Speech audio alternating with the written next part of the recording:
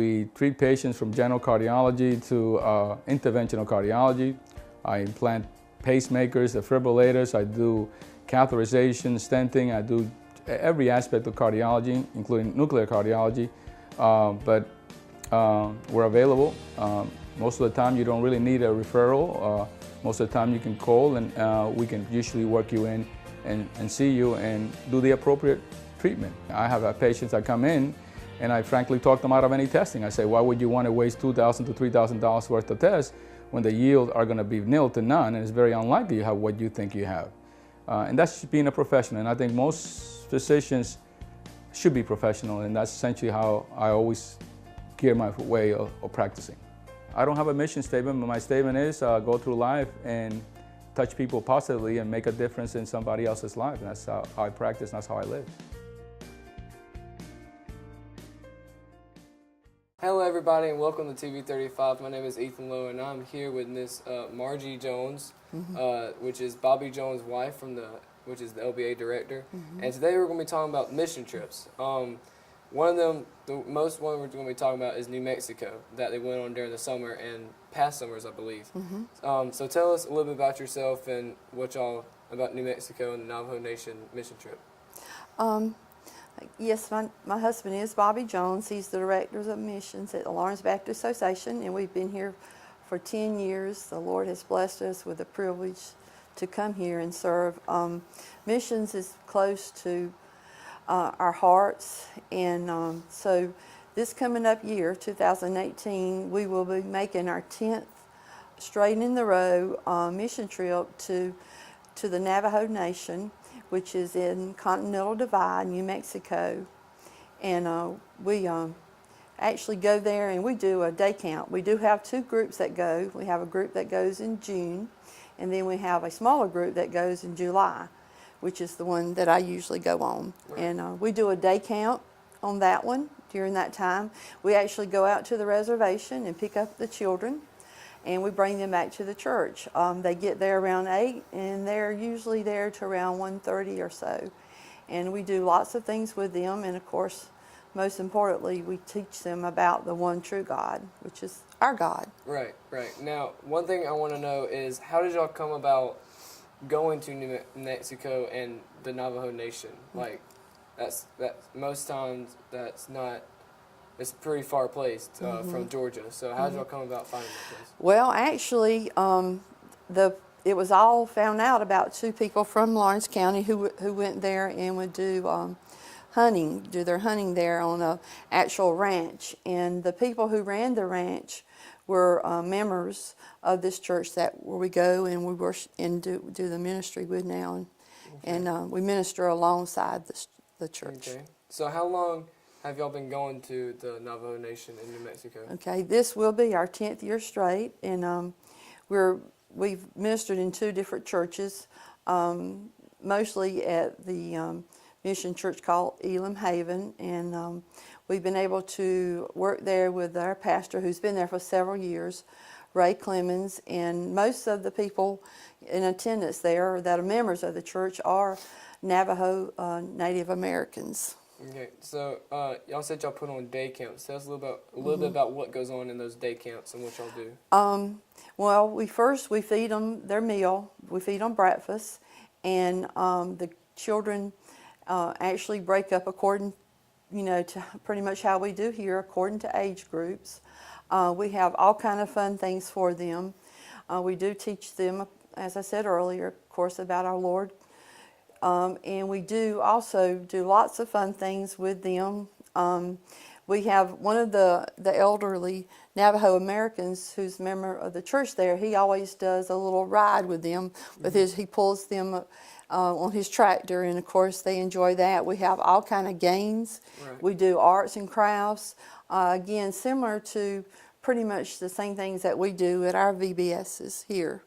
But it's just, we do have the privilege of being with them longer, and we do get to feed them lunch also. So tell us a little bit about tell us about your first time you went on these mission trips to Navajo Nation. What was it like when you first pulled up? It is very eye-awakening, and especially when you go out to the reservation, you do kind of feel like somewhat, some areas, especially a third world country, the people there are very poor. They are some of the most loving people at the same time. The children are very loving once they get used to you. One thing that stands out to me about my first trip there was a lot of things to learn. You know, I learned what a hogan was, which is what a lot of the Navajo Native Americans live in. But one thing that really stands out to me, and I think the reason I keep going, is that one of the Navajo men I was talking with, and he is a Christian, and he told me, he said, you know, growing up, we had so many different beliefs. You know, they have different gods and everything. He said it really was, you know, hard to understand. It was confusing. He said, but the first time I heard about the Lord Jesus Christ, he said it was not confusing, and I understood it perfectly. Right, and that's always a good thing. Exactly. So I was really blessed to hear that, and again, that's one of the reasons I keep going back. Is to keep giving them the word, because they have many gods. Exactly. And so to hear about the one true God, and for that to open their eyes and give us some opening in our lives too, because we get to see how it used to be back in the Bible times when they would go out and talk. So we have a couple of stuff that you actually brought back from the Navajo Nation in New Mexico that people actually made. Tell us a little about the stuff here. This is a piece of pottery that I've received or bought while we were there, and this is actually made by a Christian Navajo lady, and so I was tickled to be able to buy that from her. This is just the traditional, is a symbol of what their rugs look like a lot of times. And this right here is the petrified wood, and what it is it's actually a tree. When the tree falls down or breaks off there in New Mexico, it's the chemicals within the ground, and the wood, it becomes stone. So it's like a real rock or real stone. When you feel of it, you know exactly. You wouldn't think that was ever part of a tree bark at one time. And here I have a picture. The first year that we went, one of the Navajo couples, actually the man that I spoke of earlier, he and his wife gave us this, and this is what they call a Navajo wedding basket. And one of the traditions at the Navajo weddings a lot of times is they will have this basket out, and people would just come and lay gifts in it. And as you can see, this is a picture of a pretty turquoise bracelet that just symbol, you know, one of the many things that they do give to the couple. Right. Now, you said you've been a lot of times, and have y'all ever participated in any of their rituals that they hold on the reservation? We were actually blessed this last time. One of the members at the church where we witness or where we minister with, he is actually similar to someone, a senator or someone in government, and he actually invited us, and of course we were the only white Americans there, to their celebration of the Navajo Peace Treaty of 1868, and so we were invited to that, and it was just most of us, it was just really something to see. They had a parade, and they spoke of the peace treaty, which, at that time when it was written, Article 1, it says that basically both the Navajo Native Americans and the United States desired to live in peace. And it was really touching in a lot of ways. My husband, we weren't expecting it, but they actually gave Bobby a little plaque and called him to the front and asked him to speak, and that was pretty interesting too. He was just, he was in awe of how they would do that, even with us being, white men, especially when we consider, what the things that went on with us and our Native American Indians. Now, going back to the day camps and the times that y'all have been, what did you usually do during the day camps? I do a little bit of everything, but I mostly work in the kitchen. That's always kind of been my thing. I enjoy it because I can, when the children come through the line, I can interact with them, and Right. and a lot of times they'll come in there in the mornings, and you can tell perhaps that they've, you know, had a bad night or been through something, and Yeah. and I just love to try to put a smile on their face, and enjoy being able to greet them. And a lot of times I go around to the different classes that they're in, the different groups, and just sit and enjoy Right. that also. Now, what's one thing that kind of stood out as a miracle or something that kind of opened your eyes these past couple of times that you've been just like talking to a kid or someone that? Yeah, they are many things that this comes to mind. We the people are, again, especially the children. They love you. I mean, they do take a little while to warm up to you, but you can feel their love, and we just enjoy being able to show them love and the love of God most of all. There's been children that has came in, and we've been told stories of things that they went through that night, you know, and we are just there to just be able to be that light to them and show them, you know, the way of God. And there is one true God. Right. Also, we able to go out to the reservations too from time to time, and able to visit from place to place, and you always get a blessing from that. Sometimes you know you may not be well received, but again, just the privilege and honor of being able to go there and share about God. And we have developed over the years such wonderful relationships with the members of the church there, our Navajo friends, and so we thank God for that. And you know, and we continue to go to let them know that, hey, we are going for the right reasons too. Yeah. And one thing too that's been near and dear to our heart is that when we first started going there were a lot of suicides among the teenage boys or young men. And so through the GBC, Bobby has been able to get people in to actually go in and train on suicide prevention. And so we feel like that's definitely a God thing. And not only when these people go and talk, they're talking to government officials of the Navajo community. Right. And these are people that, keep in mind, they've never heard the gospel.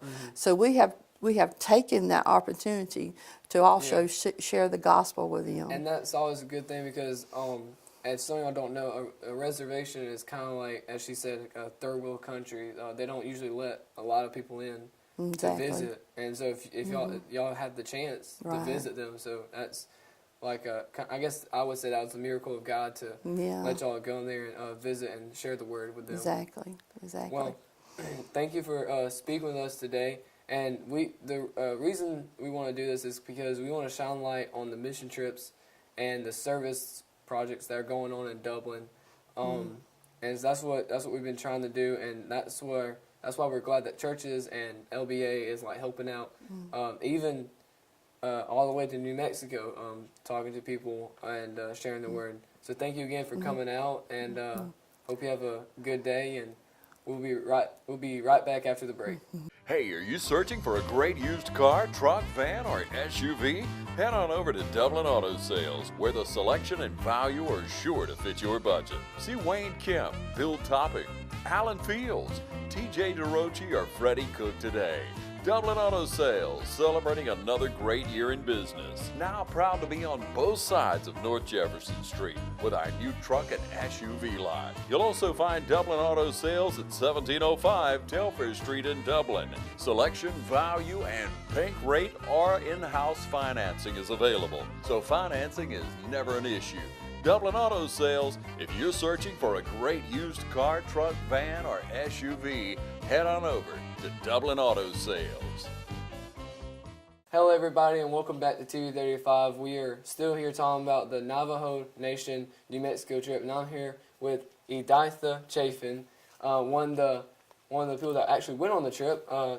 Tell us a little bit about yourself. Well, it's like I say, I'm Editha Chapin, and I go to Blue Springs Baptist Church in Rockledge, Georgia. We're a very small church, and 5 years ago, excuse me, I got an opportunity to go on this trip.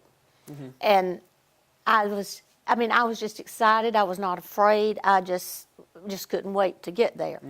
And was welcomed with open arms from our crew as well as the Navajo Indians. Right. And I've been going 5 years. Next year will be my 6th year, if the Lord's willing. And it's like I said, we're a small church, but I come back home the first time, and I kept talking about it, trying to get people recruited. Finally, I get another member of our church to go, and she hasn't missed a time. And 2 years ago, my daughter went. She is a nurse, so she's been going and doctoring all the scrapes and sprains and all that they've had, and she's enjoyed it. And it's just a wonderful experience, and I wished everybody had a chance to go. Right. Now, we were talking a while ago about how y'all put on a day camp. What do you usually do during the day camp? Well, I usually help with the classes, but this past time I went, I was having a little problem. Then I had to help Margie in the kitchen, but usually I help with the different classes, whatever class that I'm assigned to, I help with them. Right. And it's amazing, those, like she said, it takes a while for them to get warmed up to you, but they'll remember you from one year to the next. They remember. And that's one thing I've heard a lot too with other mission trips also. So they'll remember you. But my name is complicated, so most of the kids out there call me Miss E, and they just the sweetest little things, and it's just heartbreaking though to hear like she said, some of the stories that some of them tell about what they've been through that night and all. So it was your first trip, your first time out there. What was the first thought when y'all actually got to y'all's destination? I thought, Lord, how can anybody be put out in a place like this? I mean, it was just devastating to me to see that. But it makes me appreciative, too, of what the Lord has blessed me with at home. And I just wish that everybody could go and just see what another part of the world is here in the United States. It's just devastating. So what was one of the you say you helped out with teaching and some in the kitchen. What was some of the stuff that stood out, like with talking to these children, something that you don't really forget? Well, one little girl, for instance, came in telling us what she saw happening at her house that night. It was just something was after her and all that. And then when we talked with her, several of us talked with her and explained to her that God would take care of her, that all that stuff was not real. Right. And we gave her a Bible and underlined scripture and all for her to read at night. The next day she came back and she was not afraid anymore. Right. So, I mean, it's just amazing how quick they can catch on to this stuff. And it's always good to offer that comfort to them.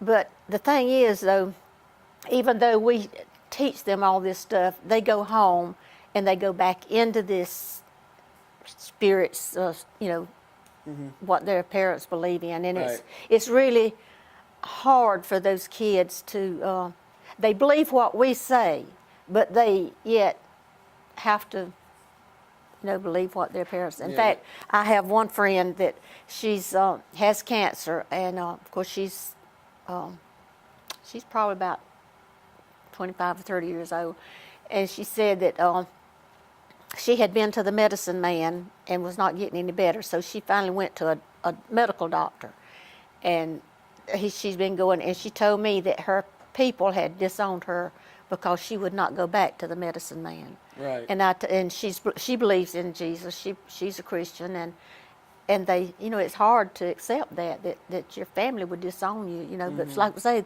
all we know is what we know, and you go out there and find out all that stuff, and it's just heartbreaking. Right. Yes. So tell us a little bit about what was some of the activities that, like, did you ever play any little games with the children while you were there? Oh, yes, we played games. We had, well,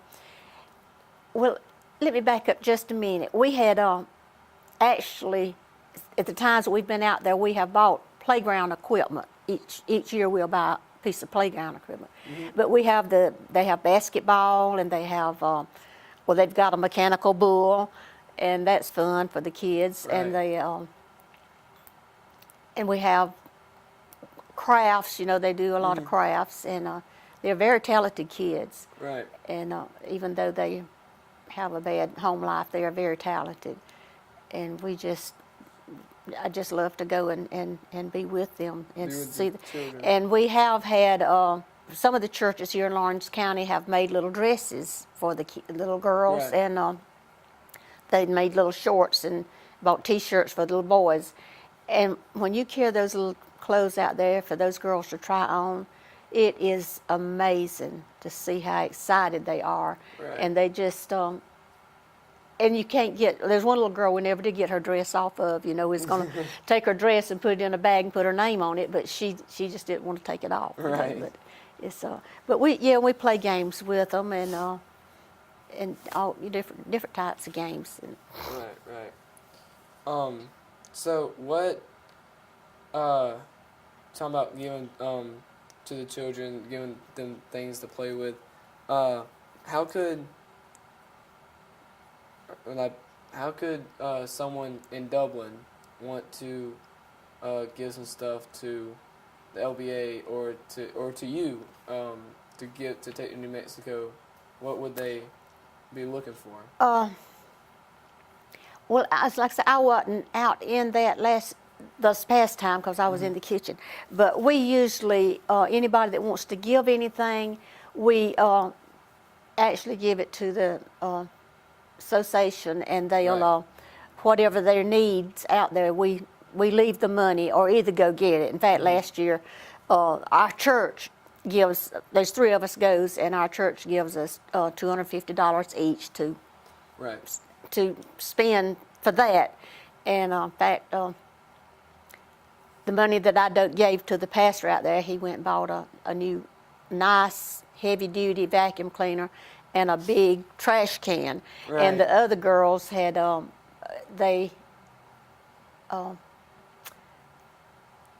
anyway, they left money to do Right. whatever Yeah. they needed, and I Yes. think they needed some light for the outside of the church, you know, and their money helped buy lights outside the church, and Right. Right. and but the only thing is to take the money and go there and get it, because it's, you know, Yeah. can Now- take a lot on the plane. Yeah. Now, so y'all, you said plane, so y'all flew out there? Yes, we fly. So where did y'all actually stay at night? Sleep wise. Well, they have a guest house and they have a pastorium. And the first time that I went, it was just a hole out of the rain.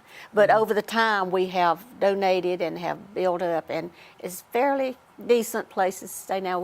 But it's nothing like our homes here, but we're Right. just thankful. In fact, we have some of us sleep in the living room on on mattresses, you know, stacked up Right, on the right. mattress, which is fine. And but last year, the crew from Dudley, I believe, built the bunk beds, some bunk beds where a lot of them stay, a lot of the younger girls stay.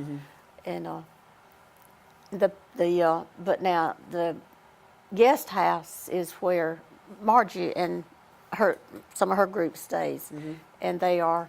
It's all a lot nicer now than it was whenever Right. we first started going, and I thank the Lord for that. And Yeah. Well, thank you for speaking with us about the trip and about how y'all are working to spread God's word, and that's really what we want to display, because that happens a lot in Dublin, and some of it doesn't get out, even though we just wanted to show the community like what's going on. So thank you for speaking with us, and we hope y'all have a good trip back, or hope when y'all go back it gets better and better. Yeah. And we'll catch y'all next time on TV 35. Thank you. Hello, I'm Deborah Stanley with the City of Dublin. Start saving today with the City of Dublin's natural gas. Hi, I'm Aretha to help you with all your billing. Hi, I'm Rika, and I love customer service. Hi, I'm Becky, and I provide customer service at the drive-thru window. Hi, I'm Cindy, y ayudamos a todos nuestros clientes en lo que necesiten. Call the City of Dublin Natural Gas Department today